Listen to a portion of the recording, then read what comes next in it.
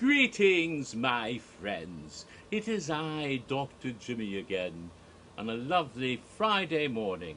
Friday, the first day of September 2017. September is here at last. This is the month of Horror Nights. That's right. We can no longer have to say Horror Nights is going to start later this year. It's going to start next month. No, Horror Nights is this month. In fact, the first one starts next week. Halloween Horror Nights 2017 for Universal Studios Japan will start in just 8 days next week, Saturday the 9th. Whereas here in all the United States, 2 Horror Nights will begin week after next. Just 2 weeks, 14 days to Horror Nights in Orlando and Horror Nights in Hollywood. Yay. And of course, for those lovely people off in Singapore, they still have 4 weeks. 4 weeks from tonight, 28 days. Ooh, wasn't that a horror movie? 28 days later. 28 days later from today will be Halloween Horror Nights 7 in Singapore. We'll get to that later. First, however, let's show off the funny t-shirt of the day. It is a bit funny. It's a bright green shirt that says Camp Morning Wood, pitching tents since 1985. And it's very significant for Halloween Horror Nights because that was a shirt that was worn in the show, Bill and Ted's Excellent Halloween Adventure, in the year 2013 for the event Universal Orlando Halloween Horror Nights 23, What Evil Has Taken Root.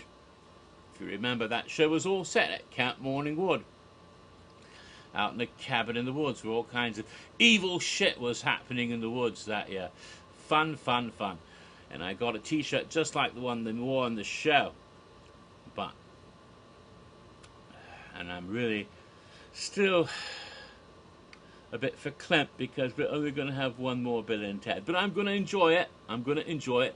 This has been such a busy week. Oh my goodness, so many revelations for Horror Nights this past week. Starting on Monday, and that's what this video is going to be about. What was revealed on Monday. And it isn't about Orlando. It's about Hollywood, or really Burbank. Yes, the final maze, the 8th, if you count the Walking Dead attraction, apparently they do, maze for the event in Hollywood. The last little bit of stuff they had to reveal was all taken care of on Monday. Oh, I'm sorry. Stupid, Jimmy, I'm wrong. It was the 7th maze. The 8th maze was revealed for Hollywood the next day, Tuesday. Sorry about that. Silly, Jimmy. Silly of me, getting ahead of myself. Anyway, yes, on Monday they revealed the 7th maze for the event in Hollywood. And it's Insidious Beyond the Further. It's the 3rd Insidious maze they've ever done in Hollywood. They've only done 1 in Orlando, but they've done 3 in Hollywood. I think back around 2013 they had their first one, which featured stuff from the first 2 Insidious films, Insidious and of course Insidious Chapter 2. Then in 2015 they had their 2nd maze, which was called Return to the Further, I think, and they had stuff from Insidious, Insidious Chapter 2, Insidious Chapter 3. So they've done 2 already, but this year they're doing a 3rd Insidious maze, and it will feature stuff from the first Insidious, Insidious Chapter 2, Insidious Chapter 3, but also Insidious Chapter 4, which is really amazing since that movie hasn't come out in cinemas yet. In fact, although they completed all the principal photography last year, I believe August 2016, and the film was supposed to be ready to be released next month. I love saying that. In October. Didn't happen. Didn't happen. Blumhouse Productions. I'm still not used to saying that because I always thought it was Bloomhouse. I'll get to that in the next video if I manage. Blumhouse Productions made the film, and it is released by Universal, of course. Yay! I think Twisted Pictures is involved too. I'm not certain. Might be. But Blumhouse and Universal decided, for whatever reason, not to release the movie this year. So instead of coming out in cinemas in October, while the event is going on, it's not going to come out till early next year. I think around January or February. I'm not certain. I haven't looked up what the release date is. Nevertheless, they went ahead and they're building the maze anyway, and it'll have many scenes from Insidious Chapter 4. In fact, that's kind of the highlight of the whole house. Indeed, John Murdy revealed on Twitter that they had planned this from way back. In fact, this is the one that was called Writer's Block. This is the clue Writer's Block, and it showed the typewriter. And his idea about the typewriter was that the O key and the N key were the ones that had been rubbed off because he typed the word insidious so many times, writing up the synopsis of the maze. And he had read the script and really liked it, and he had to make the maze. Now, there's always drawbacks when they do this. If you recall, back in 2009, they had a haunted house in Orlando called the Wolfman, based on the remake of the Wolfman, which was originally supposed to be out in 2009, but by the time they started working on the house, it got pushed up all the way to January 2010. Therefore, the house became a preview of the movie in a way, and you could see stuff in the house before you actually saw the movie. It was like getting a little preview.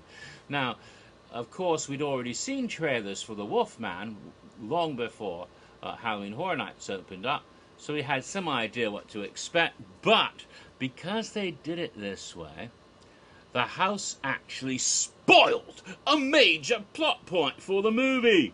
Because you go to see the Wolfman, you're not supposed to know in advance. And this, by the way, spoiler alert, in case you haven't seen it, but that was 7 years ago, so what are you doing? Spoiler alert, though.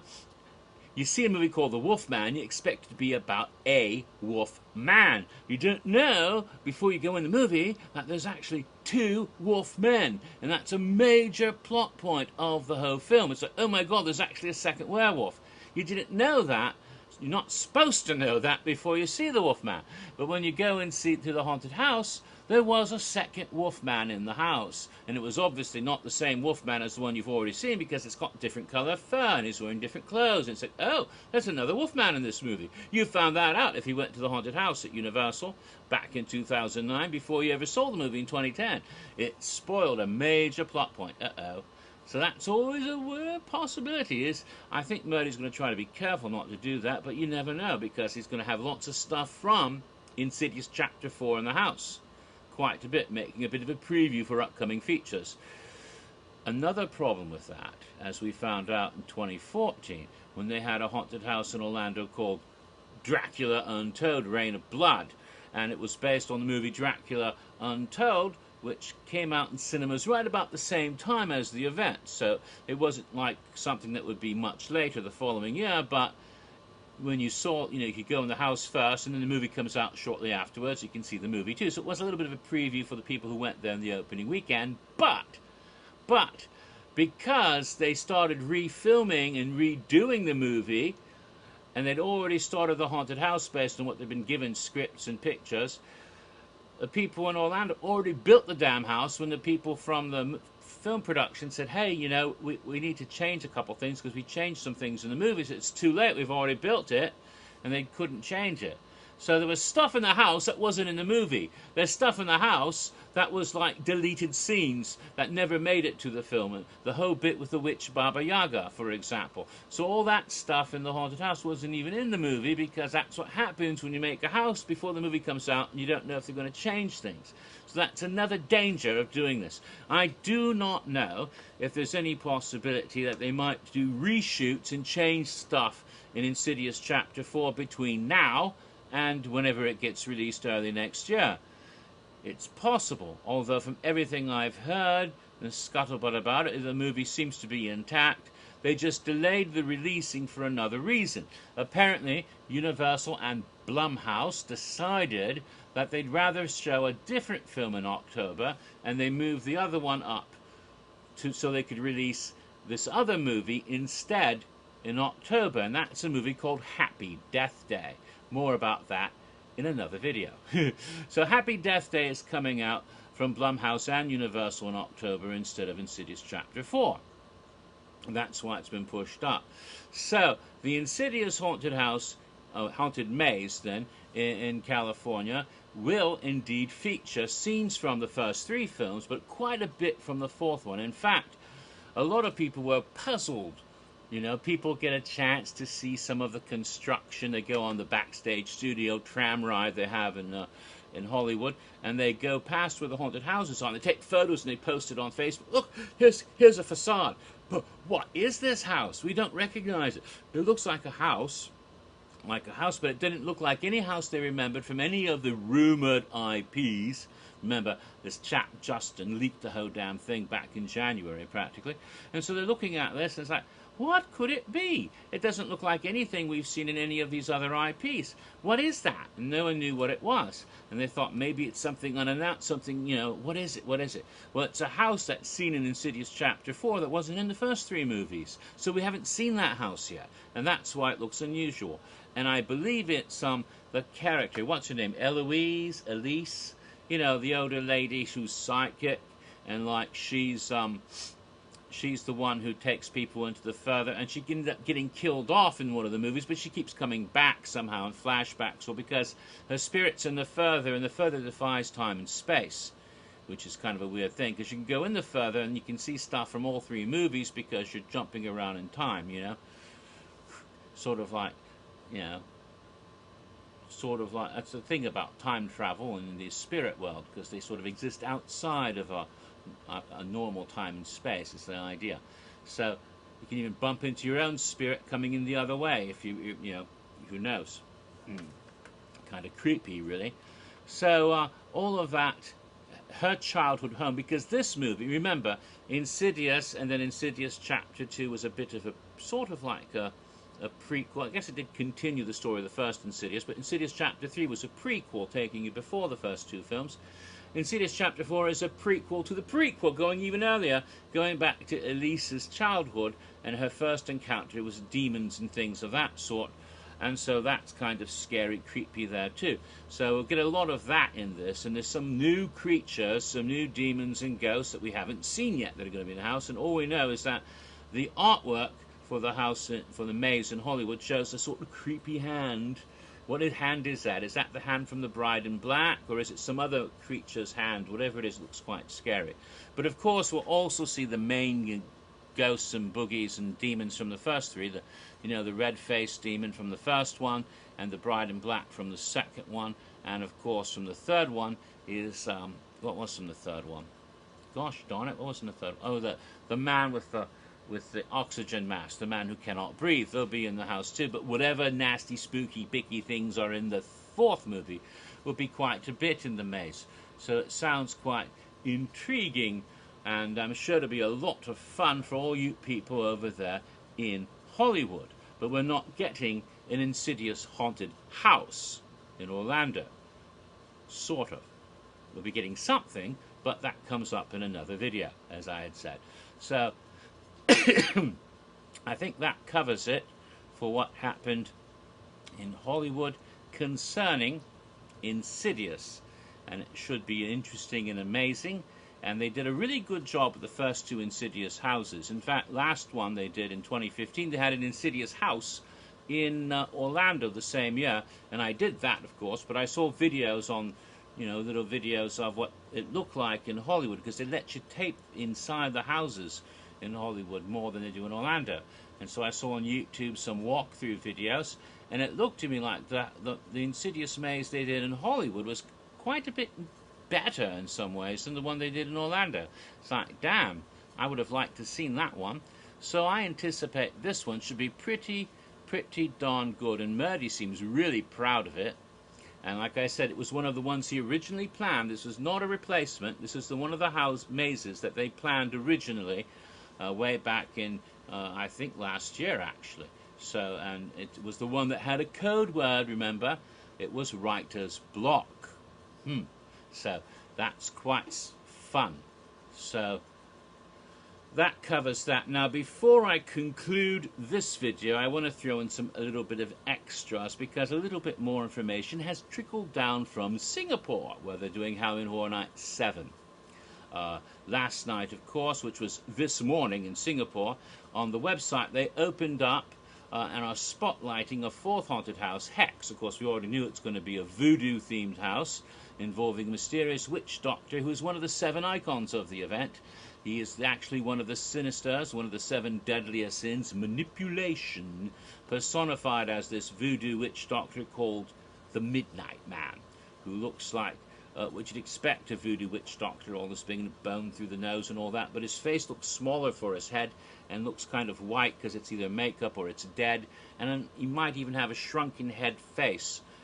He still looks like it's hard to tell because the only picture they've shown is the one in the little mirror that opened up for the house last night, and it's a black and white picture, actually bluish tinted.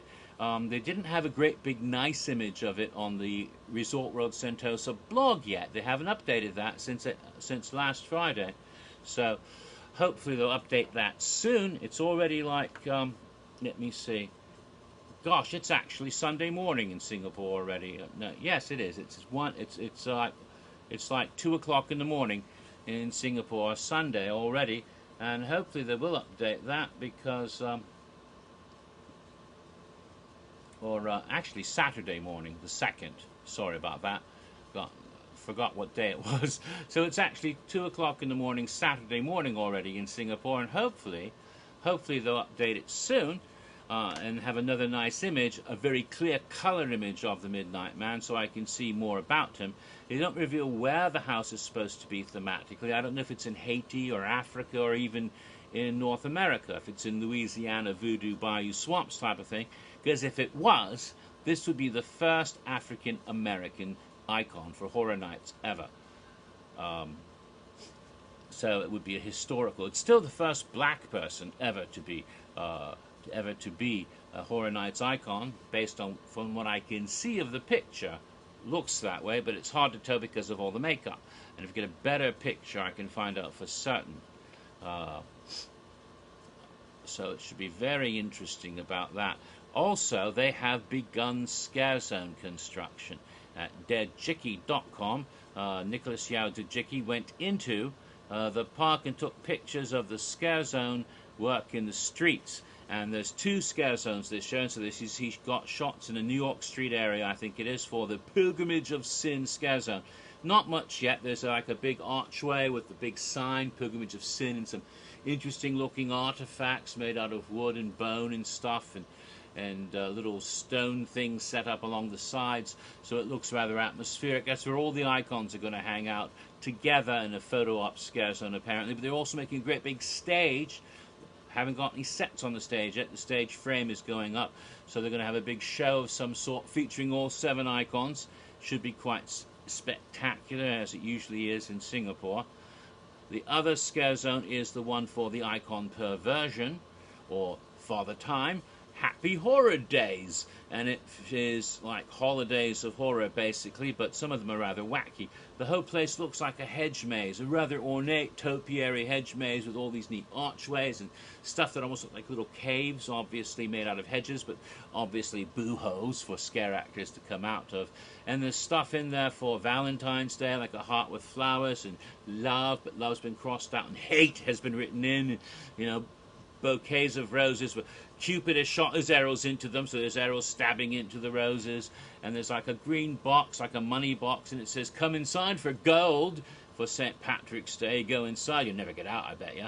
And there's also some stuff for apparently a holiday they have. They'll go to the Circus Day, so they have this whole carnival set area with all these carnival signs and things for various freak shows and clowns, all these scary looking evil clowns and things, refreshments like finger fries. I bet you they're actually fried fingers, yes.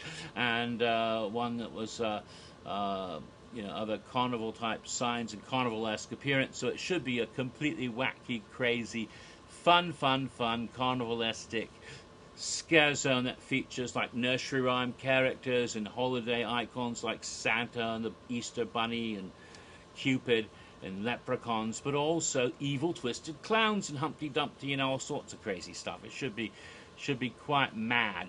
It looks like the sort of thing I would love if I ever got a chance to go there. Oh, So they're doing all of that. So that fills you in what's happened in Singapore in the last week and what's happening. Oh yeah, also on their website, the guide map is live at last. And not only does it show the haunted houses that have been revealed on the scare zone, it shows all 5 haunted houses, where they're located, all the scare zones, little information and logos for all of them, quite lovely.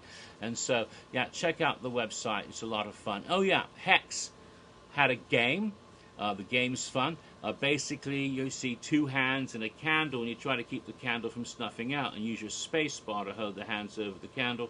It's actually pretty simple. The only one I haven't been able to win yet is the first one. Very simple, won it and got to send a tweet.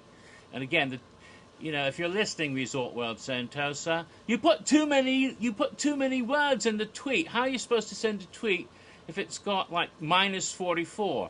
I had to go in there, abbreviate things, turn U into the U, and turn 2 into the number 2, and do all sorts of shit to abbreviate it down until it was finally taking out whole words and trying to keep the sense of it, taking out periods, whatever I could, to shrink it down enough to fit the tweet. So it might not be as nice as your original tweet was, but your original tweet wouldn't fit. Gosh darn it. But anyway, that's that. So that's the news last week. Monday for Hollywood, the Insidious House, and Beyond the Further, I think it's called, and in the Maze, I should say, and of course all the new stuff that came out for Singapore in the past week. So that's this video. So next video will be about what happened on Tuesday, what's happening for Orlando, pretty much the rest of the week, basically. All right.